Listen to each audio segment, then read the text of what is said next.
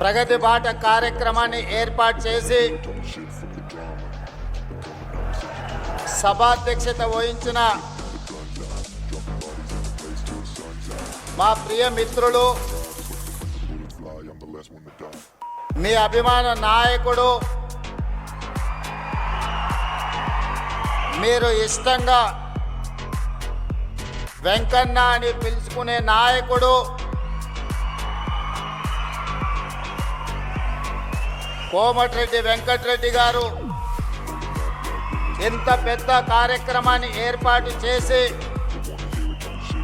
నల్గొండ గడ్డ మీద నుంచి తెలంగాణ నలుమూలల 13,000 కోట్ల రూపాయలతో 6,300 కిలోమీటర్ల R&B రోడ్ల పనులను ఈనాడు శంకుస్థాపన కార్యక్రమాన్ని ఏర్పాటు చేసి ఈ కార్యక్రమంలో మాతో పాటు నల్గొండ మేయర్ బుర్రి చైతన్య శ్రీనివాస్ రెడ్డి గారు, నల్గొండ పార్లమెంట్ సభ్యులు యువ మిత్రులు కుందూరు రఘువీర్ రెడ్డి గారు,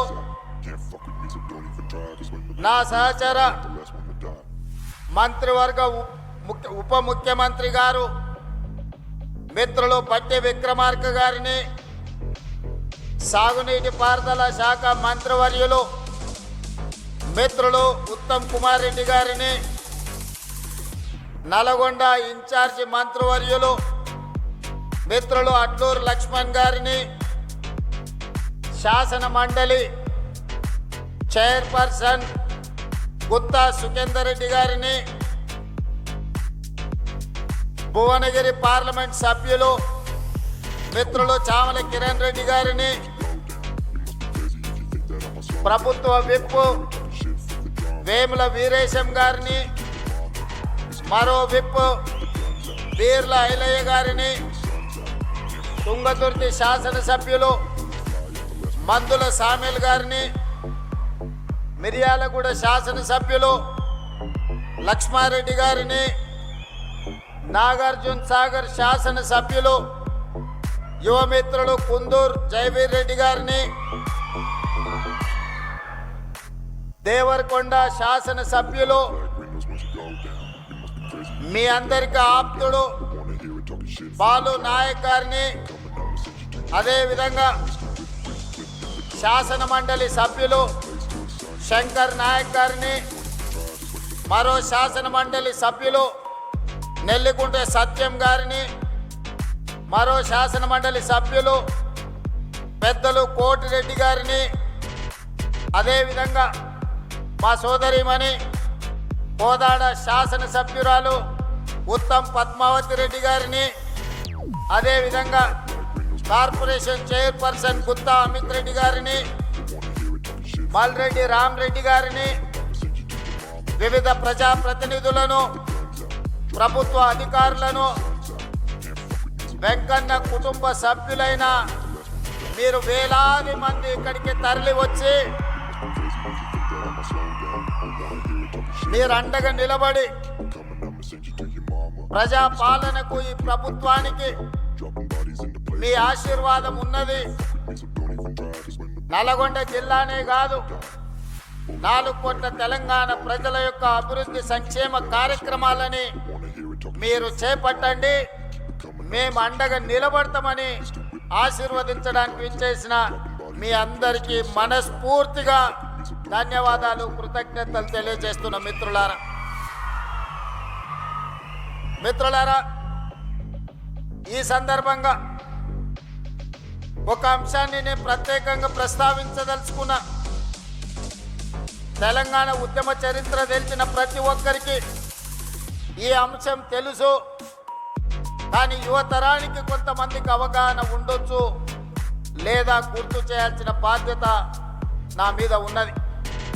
ఆనాటి తొలి తెలంగాణ ఉద్యమంలో, తెలంగాణ రాష్ట్ర సాధన పోరాటంలో మంత్రి పదవి త్యాగం చేసి మళ్ళీ తెలంగాణ రాష్ట్రం వస్తేనే బాధ్యత తీసుకుంటాని త్యాగం చేసిన కొండా లక్ష్మణ్ బాపూజీ ముందు వరుసలో ఉంటే మళ్ళీ తెలంగాణ ఉద్యమంలో మంత్రి పదవిని రాజీనామా చేయడమే కాదు, నల్లగొండ గడ్డ మీద నుంచి ఆమరణ నిరాహార దీక్ష చేసి ఆరోగ్యం దెబ్బతీసుకొని ఈనాటికి తన ఆరోగ్యాన్ని సంపూర్ణంగా కోలుకొని ఈనాడు తెలంగాణ రాష్ట్రంలోనే మళ్ళీ మంత్రి పదవి చేపట్టిన కోమటిరెడ్డి వెంకటరెడ్డి గారు ఈ నల్లగొండ జిల్లా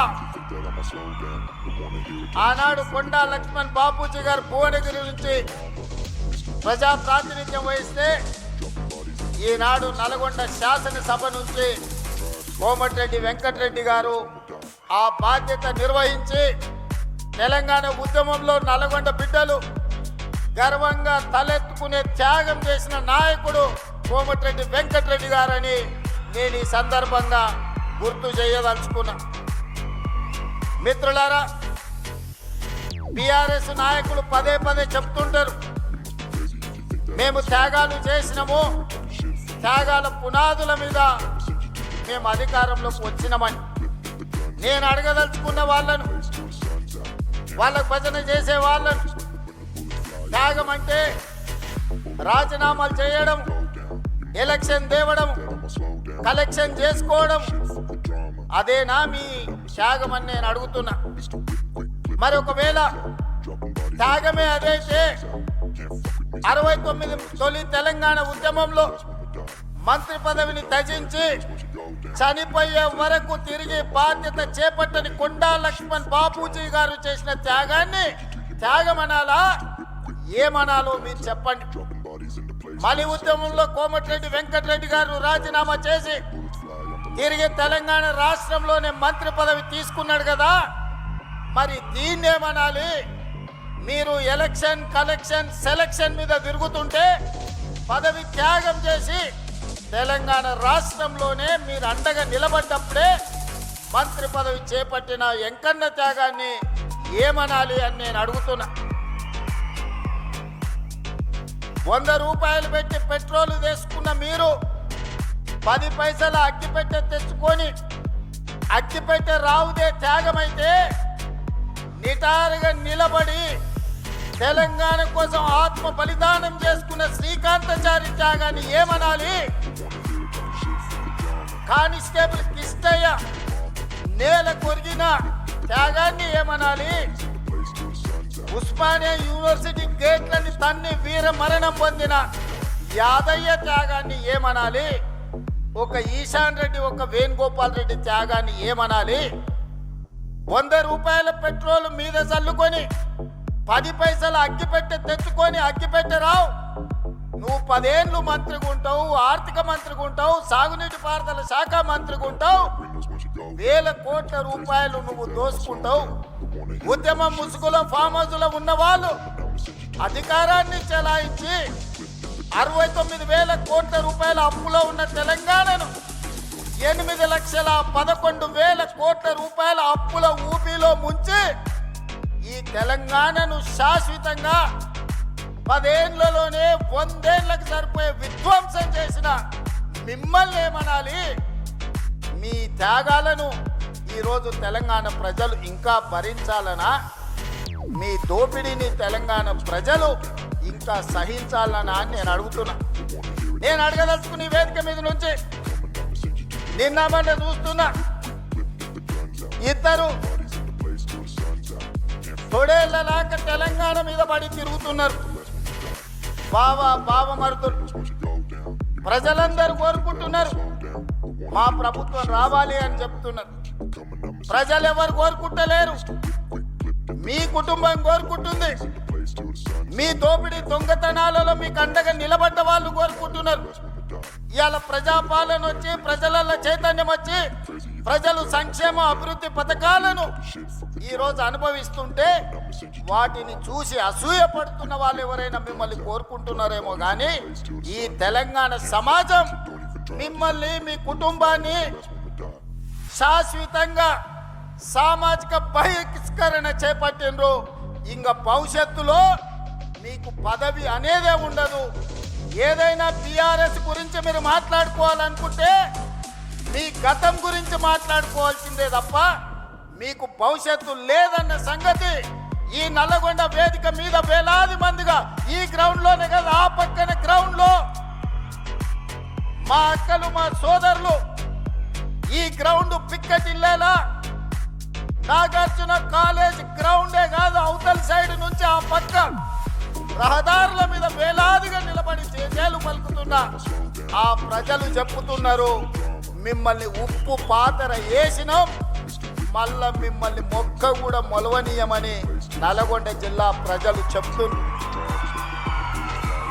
నేను నడుచుకుంటూ వస్తున్నప్పుడు కొంతమంది యువకులు వచ్చి అన్న తులసి వనంలో గంజాయి మొక్కలాగా ఇంకా సూర్యాపేటలో ఒకడు జానెడోడు మిగిలిండు ఆ జానెడును కూడా మళ్ళా మొలవనీయం మా ఎంకన్న మీద 3 అడుగులు ఎగురుతుండు మళ్ళసారి చూసుకుంటామని వచ్చి యువకులు సూర్యాపేట వాళ్ళు నాకు చెప్పారు. అందుకే మిత్రులారా ఇవాళ చాలా మంది మాట్లాడుతున్నారు అధికారం కోల్పోయిన అక్కస్తో కడుపు నిండా విషం పెట్టుకొని మూసీలో ఉన్న కాలుష్యానికంటే వీళ్ళ కడుపులో ఉన్న కంపు అంతకంటే ఎక్కువైంది. కాంగ్రెస్ ఏం చేసిందని నన్ను అడుగుతున్నారు. రేవంత్ రెడ్డి 2.5 ఏళ్లలో ఏమి తెచ్చిండు అని అడుగుతున్నారు. నేను ఇవాళ సూటిగా ఈ వేదిక మీద నుంచి మీడియా మిత్రుల సమక్షంలో నేను ఒక్క మాట చెప్పదలుచుకున్నా. ఎప్పుడు అడిగినా ప్రత్యేక శాసనసభ సమావేశాలను మా కౌన్సిల్ని సుఖేందర్ రెడ్డి గారు స్పీకర్ గారి అనుమతి తీసుకొని సమావేశాన్ని ఏర్పాటు చేస్తాం.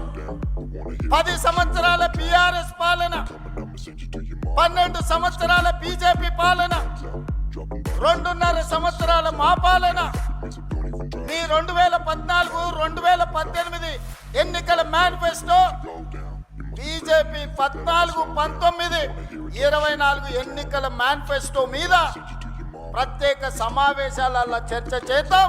మీరు సిద్ధంగా ఉన్నారా? మీరు లెటర్ రాయండి స్పీకర్ గారికి కౌన్సిల్ చైర్మన్ గారికి. ప్రభుత్వం తరఫున నేను విజ్ఞప్తి చేసి మీరు అడిగినన్ని రోజులు సభ సమావేశాలను నిర్వహిస్తా. అక్కడే తేల్చుదాం ఎవరు ఏం చేసిండ్రో తెలంగాణ కోసం. తెలంగాణ రాష్ట్ర ఏర్పాటు నుంచి తెలంగాణ రాష్ట్రం కోసం చేసుకున్న ఆత్మ బలిదానాల వరకు ఏ విషయమైనా ప్రత్యేకంగా చర్చ చేద్దామని నేను ఈ సందర్భంగా సవాలు విసురుతున్నా. ఇవాళ 10 ఏళ్లలో మీరు నేను మా అక్కలు మా ఆడబిడ్డలు ఈడు ఉన్నారు, పాలపిట్టలు ఎక్కువ ఉన్నారు. మా అక్కలందరూ ఈడ కళ్ళకు కనిపిస్తున్నారు మంచిగా. వస్తుంటే ఆడ కూడా వేలాది మంది మా ఆడబిడ్డలు పాలపిట్ట చీర కట్టుకొని వస్తే పండుగ పూట నేను పెట్టిన చీర సారెలాగా భావించి మా అక్కలందరూ మా సోదరుడు వస్తున్నాడు కలవాలే చూడాలే మా సోదరుడికి అండగా నిలబడాలి అని మా అక్కలు ఈడు వచ్చిండ్రు. ఇవాళ మా అక్కల సాక్షిగా నేను అడగదలుచుకున్నా. 5 సంవత్సరాలు నీ మంత్రివర్గంలో ఒక ఆడబిడ్డ కూడా మంత్రి ఇవ్వలేదు కదా, మా అక్కలు మర్చిపోయినరని అనుకుంటున్నారా? ఆనాడు పేదవాడి గుర్తింపే రేషన్ కార్డు. 10 ఏళ్లలో పేదవాళ్లకు రేషన్ కార్డులు మీరు ఇవ్వకపోతే ఉత్తమ్ కుమార్ రెడ్డి గారు పౌర సరఫరాల శాఖ మంత్రిగా బాధ్యత తీసుకున్న తర్వాత లక్షలాది తెలంగాణలో ఉండే పేద వాళ్లకు రేషన్ కార్డు ఇచ్చిన మాట వాస్తవం కదా? మా అక్కలకు తెలియదా? ఈడున్న పాత్రికేయ మిత్రులకు ఈ వార్త రాలేదా? పేదలకు ఆనాడు దొడ్డు బియ్యం ఇస్తే ఆ దొడ్డు బియ్యం బర్లకు దానబెట్టే పరిస్థితి. ఎప్పుడన్నా సంటి పిల్లలకు బుక్కెడు పువ్వ మా అక్కలు వండి పెట్టారు ఆ దొడ్డు బియ్యం అని నేను అడుగుతున్నా. అందుకే మేము ఆలోచన చేసి మా ఉప ముఖ్యమంత్రి గారితో మాట్లాడి ఆర్థికంగా కొంత భారమైన పేదవాడి కడుపు నింపితే వాళ్ళు సంతోషంతో ఇచ్చే ఆశీర్వాదం 1000 ఏళ్ళు మనకు అండగా నిలబడుతుంది, చరిత్రలో మనం నిలిచిపోతామని మాట్లాడి సంవత్సరానికి 16,000 కోట్ల రూపాయలతోని 3,28,00,000 పేదలకు 6 కిలోల చొప్పున ఇవాళ సన్న బియ్యం ఇస్తున్న మాట వాస్తవం కదా? మా అక్కలు ఇక్కడ ఉన్నారు కదా, వాళ్ళు వండి సంటి పిల్లలకు పుట్టెడు పువ్వ సన్న బియ్యం పెడుతున్న మాట వాస్తవం కాదా? ఇవాళ ఫామ్ హౌస్ లో వండుకున్న కేసీఆర్ ఏ సన్న బియ్యం తింటుండో, చెన్వాడలో ఉన్న ఆయన కొడుకు ఏ సన్న బియ్యం తింటుండో, మా తండాలలో గూడాలలో ఉన్న మా దళితులు, మా ఆదివాసులు, మా లంబాడి సోదరులు ఆ సన్న బియ్యంతో ఇవాళ బుక్కెడు పువ్వ తింటురు కదా. ఒకవేళ ఏదైనా వాళ్ళ తండ్రి కొడుకులకు అనుమానం ఉంటే మా శంకర్ నాయక్ ఈయన ఉన్నాడు చెప్తా, ఓ తండాల పోయి ఏదైనా గుడిసెల వాళ్ళ మా లంబాడి సోదరుల దగ్గర పువ్వ తిని వస్తే తెలుస్తుంది సన్న బియ్యం. ఇదేనా? రేషన్ కార్డే కాదు, సన్న బియ్యమే కాదు, పేదవాడి ఆత్మ గౌరవమే ఇందిరమ్మ ఇల్లు. ఈనాడు 4.5 లక్షల ఇందిరమ్మ ఇల్లు పేదవాళ్ళకిచ్చి ప్రతి నియోజకవర్గంలో 3,500 ఇల్లు వచ్చిన వాడికి 5 లక్షల రూపాయలు ఉచితంగా ఇస్తే ఈనాడు పేదలు ఇల్లు కట్టుకుంటుంటే మీ కళ్ళు గుట్టి ఈరోజు మీ కడుపంతా మసిమసి అవుతుంది. మీరు 1000 ఎకరాలలో గజ్వేల్లో ఫామ్ హౌస్ కట్టుకోవచ్చు, 100 ఎకరాలలో కొడుకు జన్వాడలో ఫామ్ హౌస్ కట్టుకోవచ్చు, అల్లుడు మొయినాబాద్లో 50 ఎకరాలలో ఫామ్ హౌస్ కట్టుకోవచ్చు, శంకర్పల్లిల బిడ్డ 25 ఎకరాలలో ఫామ్ హౌస్ కట్టుకోవచ్చు. మీరు మాత్రం ఎకరాల కొద్దీ 100 కోట్లు పెట్టి ఫామ్ హౌస్లు కట్టుకోవచ్చు. ఈ పేదోడికి 5 లక్షల రూపాయలు ఇందిరమ్మ ఇల్లు ఇస్తే మీ కడుపు మంట ఏందని నేను అడుగుతున్నా. నిజంగానే మీరు ఆనాడు ధనిక రాష్ట్రం ఉన్నప్పుడు పేదోళ్ళకి ఇల్లు ఇచ్చుంటే సంవత్సరానికి 2 లక్షల ఇల్లు కట్టినా 10 ఏళ్లలో 20 లక్షల పేదోళ్ళు ఇంటి వాళ్ళు అయ్యేటోళ్ళు, ఆత్మగౌరవంతో బతికేటోళ్ళు. ఒక్క రోజైనా పేదోడికి ఇల్లు ఇవ్వాలన్న సోయి మీకున్నదా? మీ భవంతులు, మీ బంగళాలు, మీ గడీలు, మీ ఫామ్ హౌస్ల గురించే మీరు కలలు కన్నారు తప్ప పేదోడి కలల సాకారం ఇందిరమ్మ ఇల్లు ఇవ్వాలని ఎన్నడన్నా తండ్రి కొడుకు అల్లుడికి ఆలోచన వచ్చిందా? ఆ పేదవాడి ఇంట్లో రైతులకు 24 గంటల ఉచిత కరెంట్ ఇస్తే భూమి ఉన్నోళ్ళకే లాభం. మరి భూమి లేని నిరుపేదలు మున్సిపాలిటీలలో, పట్టణాలలో, హైదరాబాదు నగరంలో జీవించే పేదలకు ఏం ప్రయోజనమని పాదయాత్రలో అడిగితే 200 యూనిట్లు ఉచితంగా ఇవ్వాల. పేదోళ్ళ ఇళ్లల్లో కరెంటు వెలుగుతలేదా? వాళ్ళ కళ్ళల్లో ఆనందం మీకు కనిపిస్తలేదా అని నేను అడుగుతున్నా.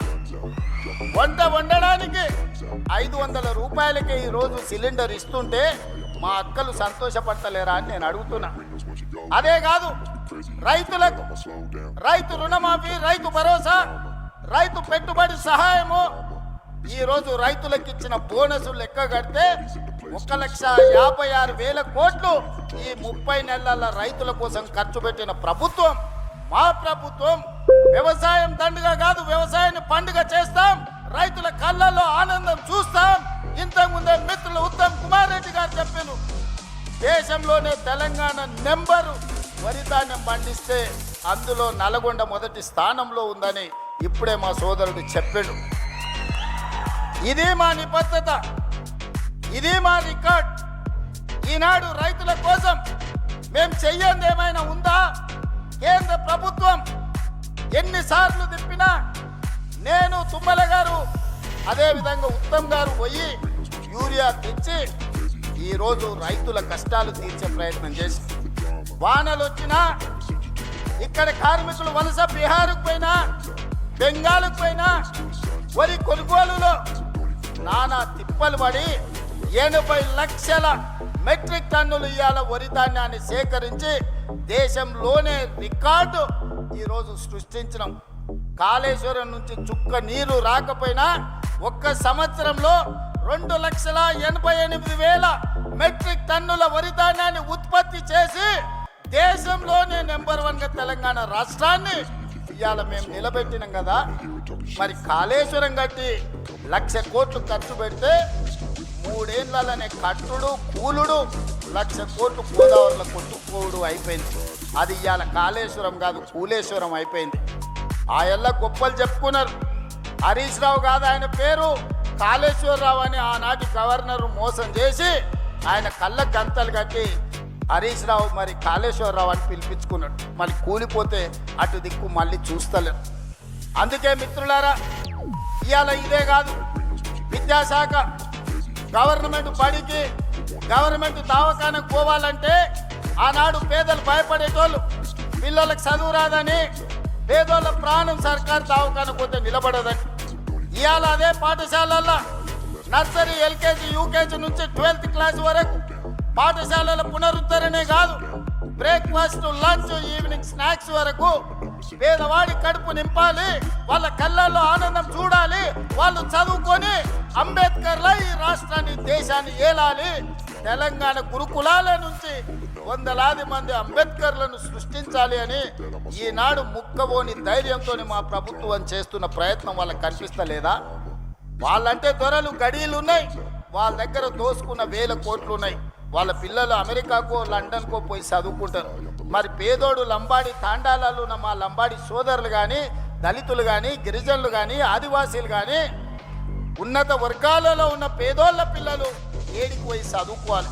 అందుకే ఈనాడు ఆ రూట్లో మీరు చూసారు, ఆ రూట్ల స్కూల్ ప్రారంభోత్సవానికి నేను పోయే వరకు నాకు కూడా అంత నమ్మకం లేకుండే. అక్కడ చూసిన తర్వాత సంపూర్ణమైన విశ్వాసం వచ్చింది. మా ప్రభుత్వ ఉపాధ్యాయులు నా తలెత్తుకునే విధంగా ఈరోజు గర్వంతో మనం దేశం ముందు నిలబడే విధంగా మా ప్రభుత్వ ఉపాధ్యాయులు పనిచేస్తున్నారు. అందుకే ఈనాడు విద్య విషయంలో కావచ్చు, వైద్య విషయంలో కావచ్చు, సంక్షేమ విషయంలో కావచ్చు, అభివృద్ధి విషయంలో కావచ్చు, 40 ఏళ్ల నుంచి రావణ కాష్టంలా వెలుగుతున్న ఎస్సీ ఉపకులాల వర్గీకరణను శాశ్వతంగా పరిష్కరించింది మేము కాదా? 100 ఏళ్ల నుంచి కులగణ జనగణనలో కులగణన చెయ్యాలి, గొర్రెలకు బర్రెలకు లెక్క ఉంది కానీ మా బలహీన వర్గాల లెక్క లేదని మా కైలాష్ నేత లాంటి సోదరులు అడుగుతుంటే ఈరోజు జనగణనలో కులగణన చేసి దేశానికే ఆదర్శంగా నిలబడ్డాం కదా. కేంద్ర ప్రభుత్వం మీద కూడా ఇవాళ ఒత్తిడి తీసుకొచ్చినాం కదా. ఇవన్నీ మేము సాధించిన విజయాలు కాదా? 2.5 సంవత్సరాలను 30 నెలల్లో 70,000 ప్రభుత్వ ఉద్యోగాలు ఇచ్చిన ఏ ప్రభుత్వం ఉన్న ఈ దేశంలో నేను సూటిగా సవాలు విసురుతున్నా. శాఖల వారిగా లెక్కలు చెప్తా, అసెంబ్లీకి రాండి. 30 నెలల్లో 70,000 ప్రభుత్వ ఉద్యోగాలు ఇచ్చి నిరుద్యోగుల ఆత్మగౌరవాన్ని నిలబెట్టిన ప్రభుత్వం మాది కాదా? ఇవాళ అందుకోసం ఈ ప్రభుత్వం పోవాలనా? ప్రజాపాలన పోవాలనంట, పాపాల పైరవుడు రావాలనంట. ప్రజాపాలన ఎందుకు పోవాలి? రేషన్ కార్డు ఇచ్చినందుకు పోవాలనా? సన్నబియ్యం ఇచ్చినందుకు పోవాలనా? ఇందిరమ్మ ఇల్లు ఇచ్చినందుకు పోవాలనా? ఉచిత కరెంట్ ఇచ్చినందుకు పోవాలనా? లేకపోతే ఈ ఫీజు రియంబర్స్మెంట్ చేసినందుకు పోవాలనా? 21,000 కోట్ల రూపాయల రైతు రుణమాఫీ చేసినందుకు పోవాలనా? ఎకరాకు 6,000 లెక్కన 27,000 కోట్లు ఇప్పటికీ రైతు భరోసాలు ఇచ్చినందుకు ప్రజా పాలన పోవాలనా? నర్సరీ నుంచి 12వ తరగతి వరకు నాస్టతో పాటు లంచ్ పెట్టి పిల్లల చదువులను బాగు చేసినందుకు పోవాలనా? స్కిల్ యూనివర్సిటీ తెచ్చినందుకు పోవాలనా? ఏటీసీలు అడ్వాన్స్ టెక్నాలజీ సెంటర్లు తెచ్చినందుకు ప్రజాపాలన పోవాలనా? పాలిటెక్నిక్లను పునరుద్ధరించినందుకు ప్రజాపాలన పోవాలనా? దేనికోసం ప్రజాపాలన పోవాలని నేను అడుగుతున్నా. నువ్వు వదిలేసిన ఎస్ఎల్బిసి ఈ నల్గొండ జిల్లా ఫ్లోరైడ్ బాధితులు కాళ్ళొంకర, చేతులొంకర, నడువంకర దశాబ్దాల కొద్దీ ఫ్లోరైడ్ పీడిస్తుంటే ఆనాడు కోమటిరెడ్డి వెంకన్న జానారెడ్డి గారు ఎస్ఎల్బిసి రాజశేఖర రెడ్డి గారిని ఒప్పించి పనులు ప్రారంభిస్తే 34 కిలోమీటర్లు పూర్తి చేసి 10 కిలోమీటర్లు నీకు అప్ప చెప్తే 10 ఏళ్ళు పడావు పెట్టిన దుర్మార్గుడా. నువ్వు పడావు పెట్టిన ఎస్ఎల్బిసిని మేము పూర్తి చేసి 3,60,000 ఎకరాలు నల్లగొండకు తాగునీరు సాగునీరు ఇస్తున్నందుకు ఈరోజు మేము పోవాలేనా? దేనికి పోవాలి? మూసి కాలుష్యం. మా అక్కలీడు మా ఐలే ఆడున్నాడు, మా కుంభమణిలు ఈయనే ఉన్నాడు. నా జన్మదినం అంటే హైదరాబాద్లో ఉండకుండా భువనగిరికి వచ్చి పాదయాత్ర చేసిన వెంకట లక్ష్మీ నరసింహస్వామిని దర్శనం చేసుకొని భువనగిరి మూసి ఎంబడి చేసి ఆ మురికి గురించి ఇంకా నేను చెప్పుడు కంటే మా అక్కలు చెప్పాను. ఒక అక్క వచ్చి నాతో మాట్లాడింది, అయ్యా నిన్న మొన్ననే నా దగ్గరకు వచ్చి పలకరించి మాట్లాడితే ఎంతమంది పిల్లలు అడిగినా 2 పిల్లలు, పెద్దోడు ఉన్నాడయా, కొడుకు చిన్నామె బిడ్డ అని. ఏం చేస్తున్నారంటే నిన్న మొన్ననే కొడుకు పెళ్లి చేసిన వాడిని పట్నం తోలినా అన్నది. ఎందుకక్క పట్నం ఎందుకు తోలినామంటే, అయ్యా పెళ్ళైన పిల్లలు ఈడు ఉంటే ఈడ ఉండే నీళ్లు తాగినా ఈడ వండిన పంటలు తింటే వాళ్ళ కడుపులో పుట్టబోయే బిడ్డ కన్నొంకర్ను కాలొంకర్ను పోతుంది. ఈ మూసి కాలుష్యము మా పట్ల కర్కశంగా రాక్షసంగా ఉన్నది. వాసన చూస్తున్నావు కదయ్యా, నాకు ఇష్టం లేకపోయినా నా కొడుకుని పట్నంలో కూలినాలు చేసుకోమని పంపించిన అని చెప్పింది. అంటే ఇవాళ మూసి కాలుష్యంతో అటు ఇబ్రాహీంపట్నం కావచ్చు, భువనగిరి కావచ్చు, కొత్త మునుగోడు కావచ్చు, నల్గొండ ఆ దారి వర మొత్తము ఇవాళ మీ పరిస్థితులు ఎంత దారుణంగా ఉన్నాయో. మరి మూసి ప్రక్షాళన చేస్తున్నందుకు ఇవాళ దిగిపోవాలనా, దేనికోసం దిగిపోవాలని నేను అడుగుతున్నా. పాపాల భైరవుడు రావాలనంట. పాపాల భైరవుడు వస్తే ఏం చేస్తాడయ్యా? మా రాజకీయ నాయకుల ఫోన్లు విన్నాడంటే సరే మా మీద ఏదో కోపం ఉంది అనుకోవచ్చు. అధికారుల ఫోన్లు విన్నాడంటే అధికారులు ఏం చేస్తున్నారో కనుక్కోనికి విన్నాడు అనుకోవచ్చు. రాజకీయ నాయకులు పోయిరి, అధికారులు పోయిరి, ప్రజలు పోయిరి, చివరికి భార్యాభర్తలు మాట్లాడుకుంటుంటే కూడా ఏం మాట్లాడుకుంటున్నారో ఫోన్లలో వినేటోని ఏమనాలయ్యా? చేత్తో కొట్టాలన్నా రబ్బర్ చెప్పుతో కొట్టాలన్నా మీరు ఒకసారి ఆలోచన చేయండి. ఆలు మొగుళ్ళు మాట్లాడుకునే మాటలు కూడా ఫోన్లలో ఫామ్ హౌస్లో పెట్టుకొని మిషన్లు పెట్టుకొని వాళ్ళ మాటలు వినేటోడు ఆ పాపాల భైరవుడు మళ్ళీ రావాలనా? పరీక్షలు పెట్టి క్వశ్చన్ పేపర్లు అమ్ముకొని వేల కోట్ల రూపాయలు సంపాదించుకున్నాడు మళ్ళీ రావాలనా? కాళేశ్వరం పేరు మీద 1,00,000 కోట్లు గోదావరిలో కలిపిన దుర్మార్గుడు ఆ పాపాల భైరవుడు మళ్ళీ తిరిగి రావాలనా? పేదోళ్లకు రేషన్ కార్డులు అడిగితే పోలీస్ స్టేషన్లో పెట్టించి కొట్టించినోడు మళ్ళీ రావాలనా? 10 ఏళ్ళు మా కాంగ్రెస్ పార్టీ కార్యకర్తలను రాసి రంపాన పెట్టి అక్రమ కేసులు పెట్టి ఆస్తులు కొల్లగొట్టి కొంతమంది ప్రాణాలను హరించినందుకు మళ్ళీ పాపాల భైరవుడు రావాలనా? దేనికోసం రావాలి ఆలోచన చేయండి మిత్రులారా. ఇవాళ మీరు అడిగిందల్లా చేసినాం, శాయశక్తుల ప్రయత్నం చేసినాం.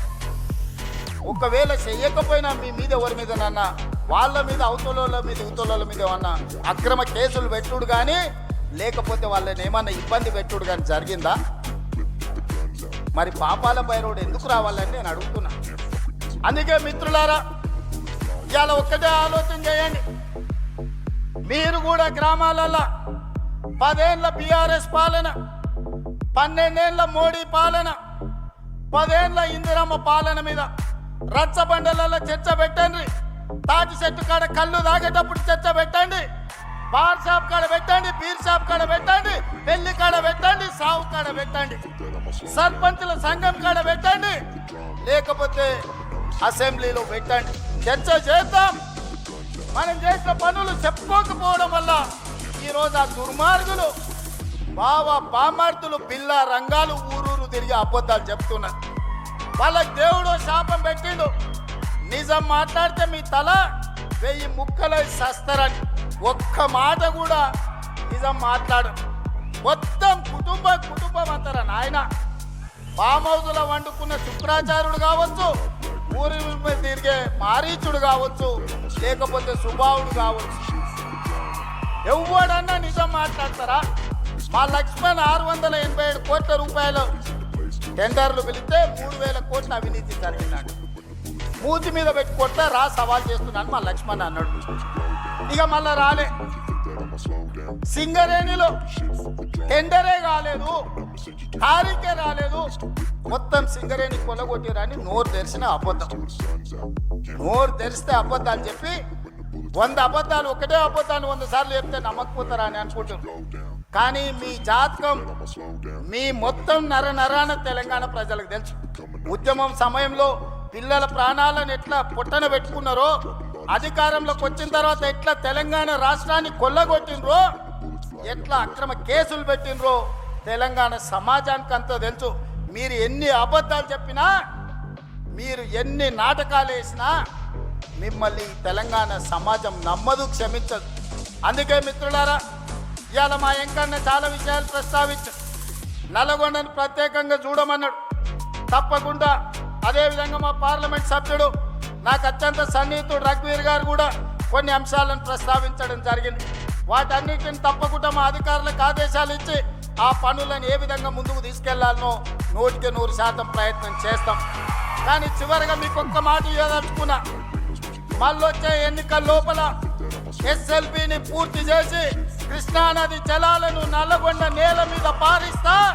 మీ పంటలు పండించే విధంగా 100% SLBCని పూర్తి చేయడమే కాదు, ఇండి ప్రాజెక్టును పూర్తి చేయడానికి సంపూర్ణంగా నేను సహకారం అందిస్తా.